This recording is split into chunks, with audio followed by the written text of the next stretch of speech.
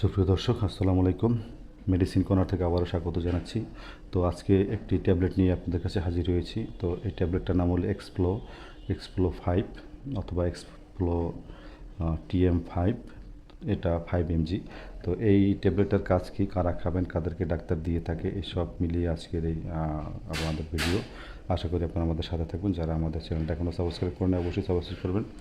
যারা সাবস্ক্রাইব করেছেন তাদেরকে অসংখ্য ধন্যবাদ জানাচ্ছি। তো এক্সপ্লো 5 মূলত এটা যাদের হাঁপানি অ্যালার্জি রয়েছে তাদেরকে কিন্তু ডাক্তার সাজেস্ট করে থাকে। এটা মূলত হাঁপানি রোগীদের জন্য, যাদের শ্বাসকষ্ট রয়েছে এবং শ্বাসকষ্টের কারণে শ্বাস করতে অনেক কষ্ট হয় এবং শ্বাসনালীতে যে প্রদাহ ব্যথা শ্বাস করতে করতে প্রদাহ বেড়ে যায় এবং শ্বাস প্রশ্বাসের যে নালীটা সেটা ব্যথা হয়ে যায়। সেই ব্যথা নাশকের জন্য এবং ব্যথা নিরাময়ের জন্য কিন্তু এই ট্যাবলেটটা ডাক্তার দিয়ে থাকে। এটা পানি দিয়ে গিলেও খাওয়া যায় এবং চুষে চুষেও খাওয়া যায়।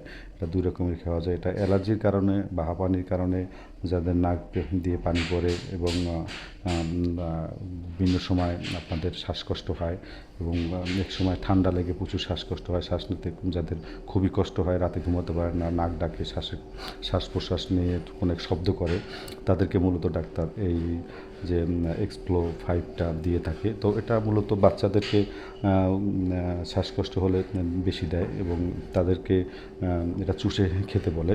তো ডাক্তার নির্দেশিত মোতাবেক আপনারা এটা বাচ্চাদেরকে খাওয়ালে দিনে একটি করে, যেমন চুষে খায়, এইভাবে চুষে খাওয়াতে পারেন। অবশ্য বাচ্চারা এটা খেতে চায় না, নিজের অভিজ্ঞতা থেকে বলছি। তবে সেই ক্ষেত্রে আপনারা এটা পানি দিয়ে গুলেও খাওয়াতে পারেন অথবা গিলেও খেতে পারে, তাতেও কাজ করবে।